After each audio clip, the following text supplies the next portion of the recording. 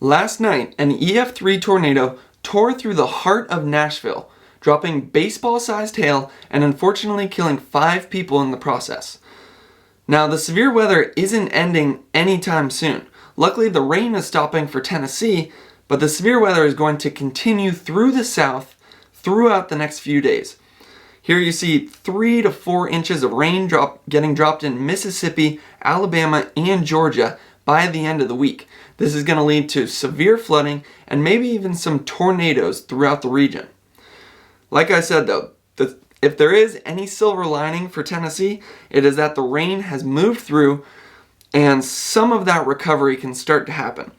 And especially when you see right here, this is Wednesday at 7 a.m., there's going to be some heavy rainfall building into the Gulf states, but Tennessee luckily stays in the clear, so some of that recovery can hopefully start to happen. Some of the videos coming out of Tennessee right now looks like a straight up war zone, so my thoughts and prayers go out to everyone who was affected by the tornado, and hopefully no more news of further deaths come out.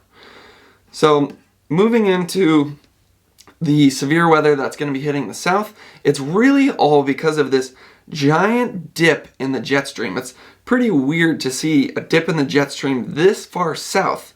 And what this is doing is, you can see this streak right here. That indicates really high winds.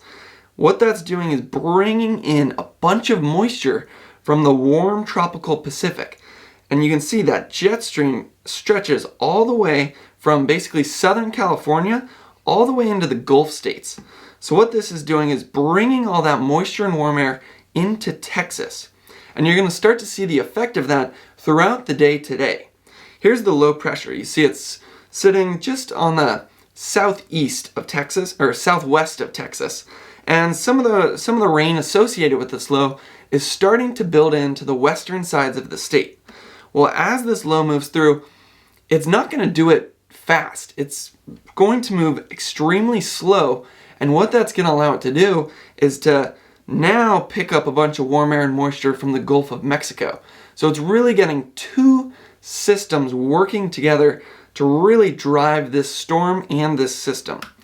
So you see some heavier rainfall starts to build into Texas by this evening around maybe 6 p.m. Texas is going to start seeing those heavy rainfall rates building into the western parts of the state.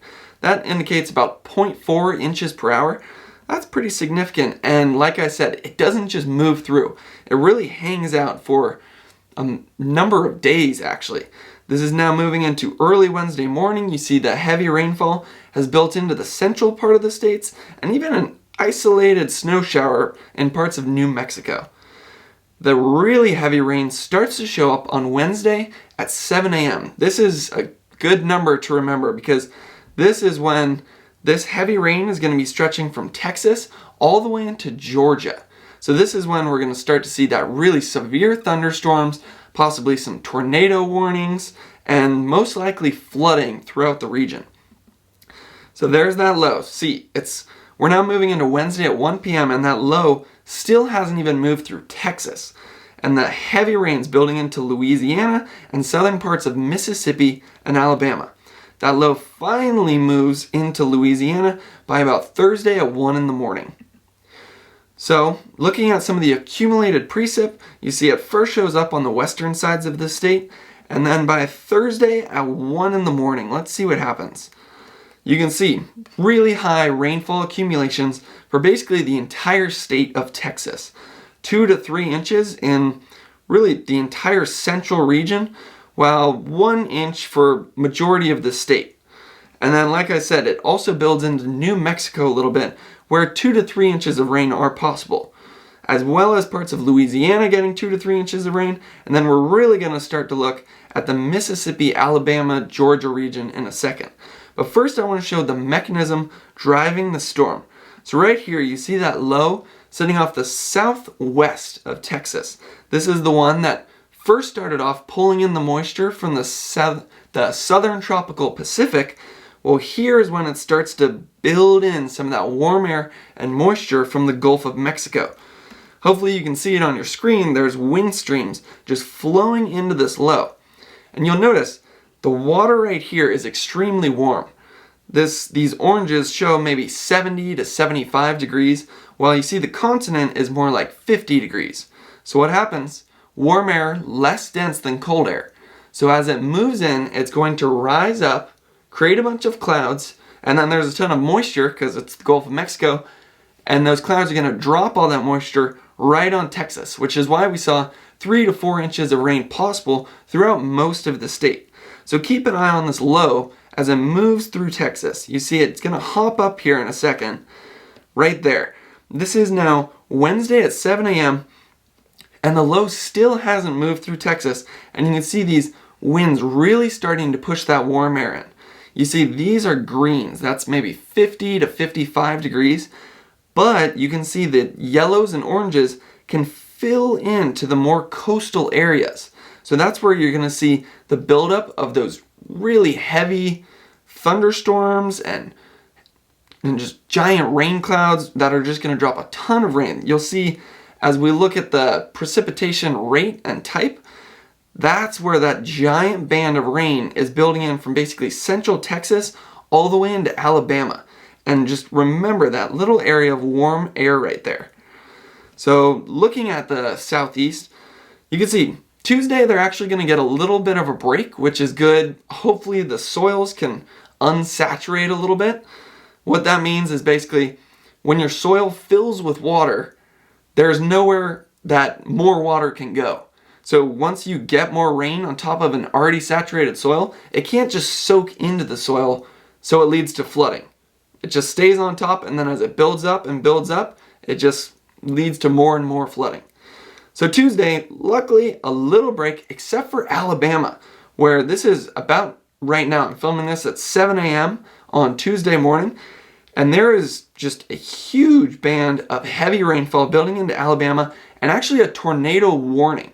If you don't know the linguistics, tornado warning is very severe. If there's a warning, that means seek shelter immediately, and that is actually showing up on the southern part of this system that we see moving through Alabama. Throughout the rest of the day today, though, this is Tuesday, it's not going to be too much rain for the southeast, and we need that. You can see some isolated showers here and there, but really not heavy rates. The heavy rates build in Wednesday at 7 a.m. Remember, that's where that warm air was covering the entire coast, brought in by those winds, and then those heavy rainfall rates start to build in from central Texas all the way into Alabama, where we could be seeing 0.5 inches per hour of rain building in.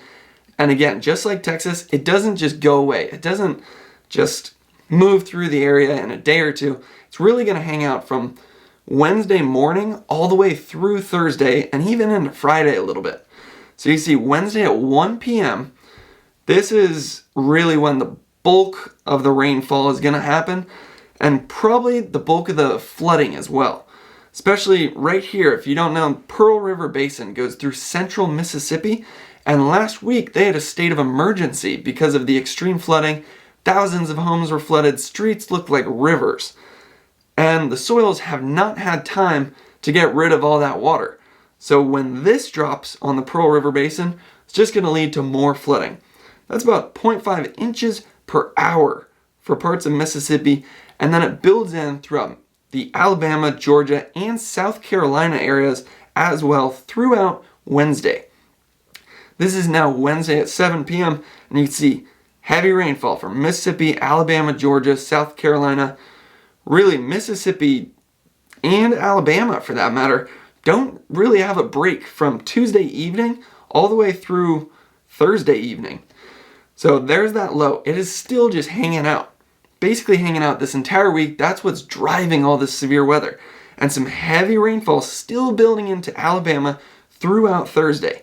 It finally starts to move off towards Thursday at about 7 a.m., bringing in some heavy rainfall into the Georgia area. And then it's finally gone Thursday evening at about 7 p.m. So really, from Tuesday to Thursday, this is going to be bringing a ton of rain, severe weather, flooding, possibly tornadoes to the southeast. So if you want to stay updated with this system as it moves through, severe weather is going to continue, and the models are going to get better. So if you want continual updates, you can subscribe to Holt Hanley Weather. I make these forecast videos every single day, and thanks for watching.